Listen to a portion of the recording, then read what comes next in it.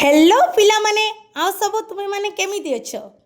आज मु तुम मानक पई अष्टम श्रेणी हिंदी बही माने हिंदी कलिकार प्रथम चैप्टर कौन अच्छी देख कबीर के दोहे पद्यटी अच्छी फास्ट कविताटी को आज आम संपूर्ण भाव आलोचना करवा आउ कविताटी को भलसे बुझिबा। आस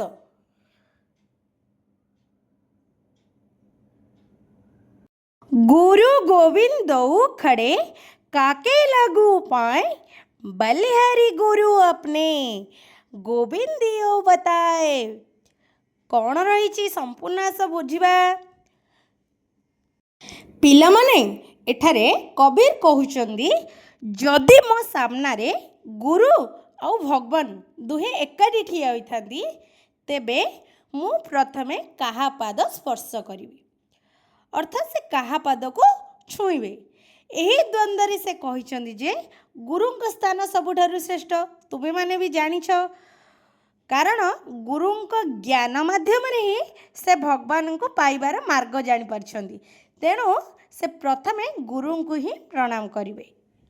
नेक्स्ट को जिबा साधु ऐसा चाहिए जैसा शुभ सुभाए सरसर को गही रहे थोता दे उड़ाए। साधु ऐसा चाहिए साधु माने कौन पिले सज्जन बा साधु व्यक्ति जैसा शुभ सुभाए अर्थ साधु व्यक्ति कुल्ला कुल्ला देखी ना पिला माने जो थी कि घरे माँ माने कौन चाउल पाछुड़बार देखि कुल्ला परी हेबा उचित। साधु व्यक्ति कहा भली ना कुल्ला भली अर्थ सुप माने कौन कुल्ला भली हेबा उचित। कुल्ला जेमिति शस्यरु अदरकारी अंश बा चोपा को उड़ाई दे केवल भल शस्य को रखिए सेहीपरि जड़े भल मनीष मध्य कौन करिवो ना संसार केवल भल गुण ग्रहण करवा उचित एवं खराब जिनिस को त्याग करवा उचित। तमें मैंने देखि कुल्लारे आमे पाछोड़िला बेले सबू जी अदरकारी गुड़ाक कौन हुए ना बाहर को बाहरी पड़े आउ भल गुड़ाक से कुल्लारे ही रही जाए। ठीक से परी आमे मध्य भल गुण को ग्रहण करवा आ खराब गुण को आमर जेतिकी खराब जिनस अच्छे ताको आमे त्याग करवा। आस नेक्स्ट को जिबा। नेक्स्ट तमर होची ऐसी बानी बोलिए मन का आपा खोए औरन का शीतल करे आपो शीतल होए।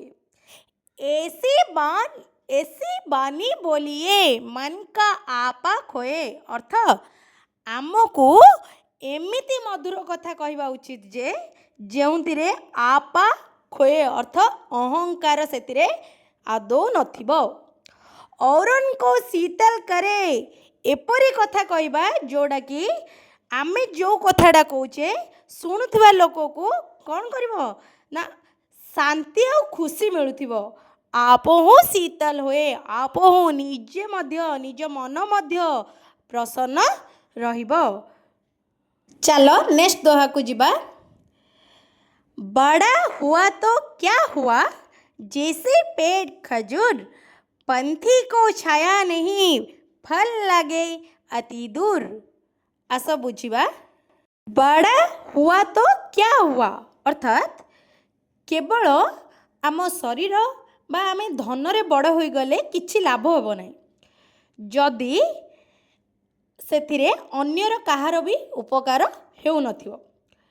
जैसे पेड़ खजूर खजूरी गछ को तुमे माने देखिथिबो खजूरी गछ पिला माने बहुत उच्च होइथाए किंतु पंथी को छाया नहीं अर्थात ताहा कौनसी पथिक को छाई दे पारे नहीं फल लगे अति दूर तार फल मध्य बहुत उच्चरी थाए अर्थात पर उपकार बिना कौन ना बड़पण वृथा होइथाए पिला माने।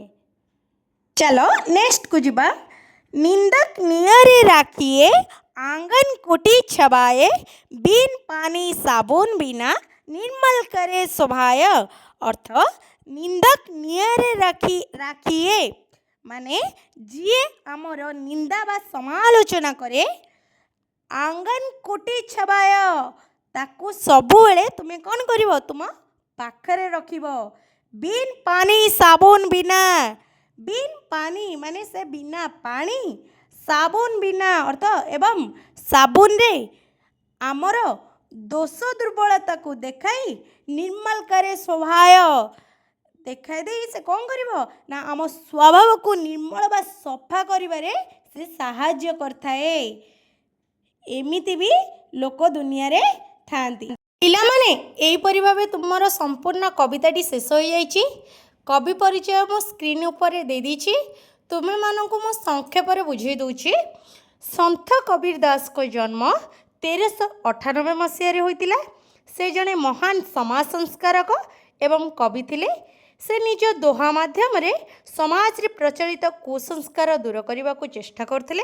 तांकर रचना गुड़िक मुख्यतः कबीर ग्रंथावली रे संगृहीत। कवितारे किछि कठिन शब्दार्थ गुड़ाक रही। तुमे माने चाहिए ताकू नोट करि परिबो। मो स्क्रीन ऊपर दे दूछि।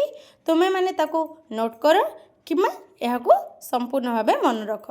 पिला माने ए कविताटी तुम मानकू केमिति लागिला मते कमेंट माध्यम रे जणाइबो। वीडियोटी को अधिक रु अधिक मात्रा रे लाइक एंड सब्सक्राइब करो। आउ सांग मानक सहित शेयर करो। रहुछि जय जगन्नाथ।